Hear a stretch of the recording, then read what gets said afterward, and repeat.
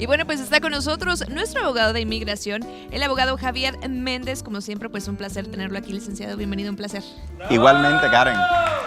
Pues vamos a tocar un tema bastante común en la actualidad y es precisamente el protocolo de protección al migrante. ¿En qué consiste esta nueva, esto que se está dando, licenciado? Sí, buenos días.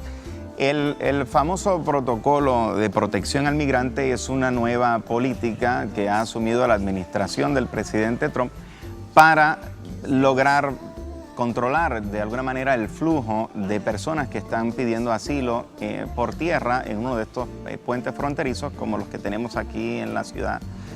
Lo que sucede, Karen, es que antes las personas cuando pedían asilo hacían todo el proceso, hacían lo que se conoce como una entrevista de miedo y luego a veces los encerraban en centros de detención en el Paso y algunos tenían la oportunidad de salir con fianza y reunirse con sus familias en Estados Unidos mientras se daba el proceso de asilo.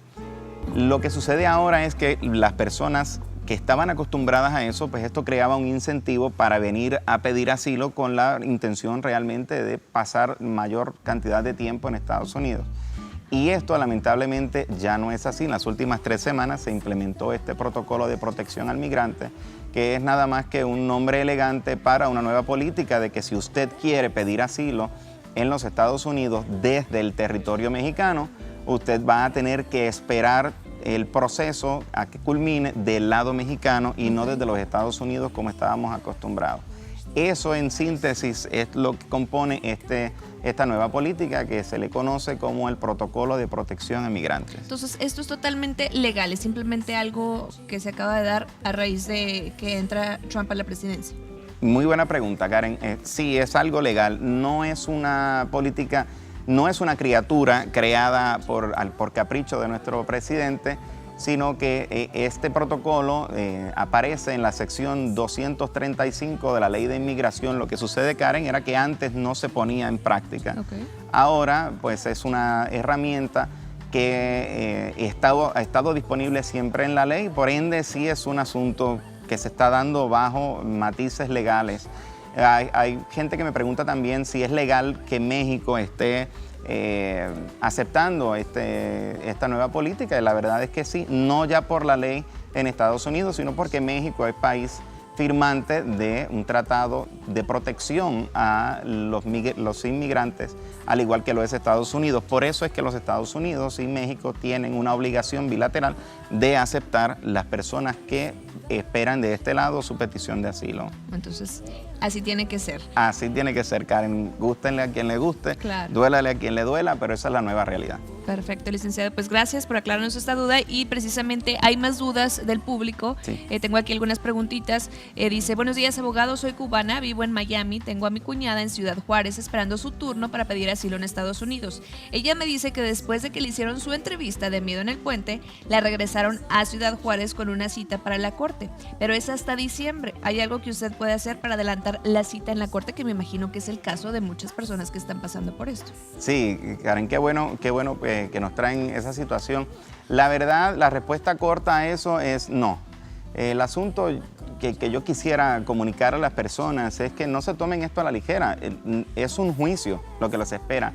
¿De qué les sirve adelantar una corte si no están preparados para juicio? Una pregunta que yo le haría a esta televidente es, esa persona ya tiene representación legal, ya se preparó para presentar su caso de asilo, porque si no, adelantar el asunto solamente estamos adelantando una deportación.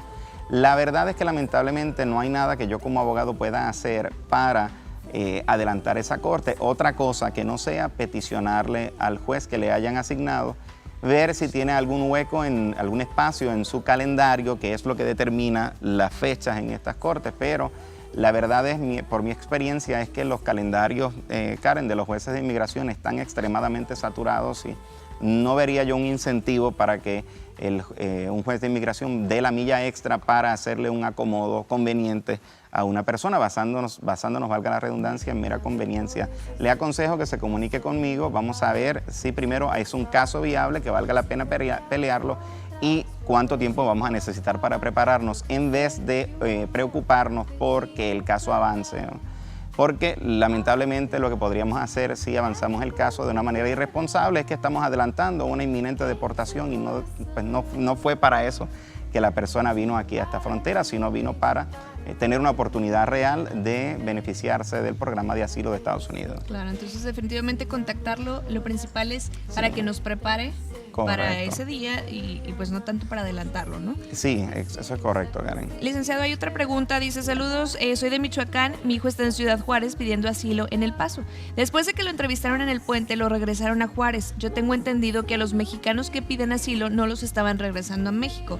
¿Es esto cierto, abogado? ¿Y hay algo que usted pueda hacer para que mi hijo pueda hacer su caso desde el asilo en El Paso, Texas? Interesante, buena pregunta, Karen. El asunto con los mexicanos es que se da la problemática de que si la persona viene huyendo de persecución en México, pues es irónico que Estados Unidos los retorne a México. Lamentablemente, la respuesta a esta pregunta es a veces sí y a veces no. Y todo va a depender de que la persona en el momento de su entrevista de miedo demuestre que es más probable que menos probable que la persona va a padecer persecución si lo regresan a México. Y es un concepto un poco técnico, pero básicamente es convencer al oficial de asilo que te está entrevistando de que la probabilidad de que a usted lo persigan en México, si tiene que esperar su proceso acá, es mayor a la probabilidad de que no lo persigan. Es, digamos, un 51%.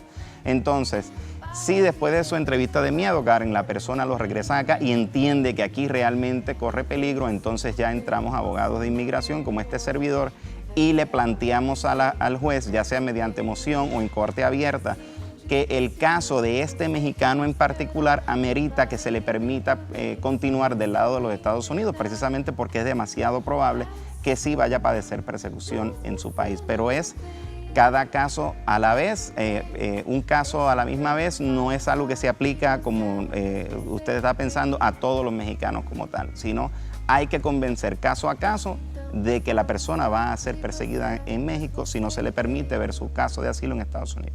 Licenciado, muchísimas gracias por aclarar estas dudas. Tenemos muchísimas más, pero bueno, pues por cuestiones de tiempo no podemos contestarlas todas. Lo que sí es que hay algún consejo que le pueda dar a toda la gente que nos está viendo. Desde luego que sí, Karen.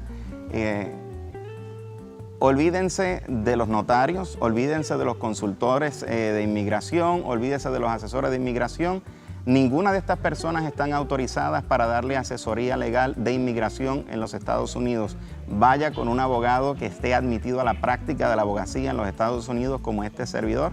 Evítese problemas, evite perder su dinero, su tiempo y sobre todo evite arriesgar algún beneficio migratorio que usted podría merecerse por acudir con una de estas personas que no están ni capacitadas ni autorizadas para atenderlo cuando en materia de inmigración se trata. Yo creo que ese, Karen, es el mejor consejo que le puedo dar a nuestros televidentes. Muchísimas gracias, licenciado. Y por supuesto, si lo quieren contactar, ¿en dónde lo pueden encontrar? Desde luego que sí. Mi oficina está en El Paso, Texas, en el 801 Norte El Paso Street.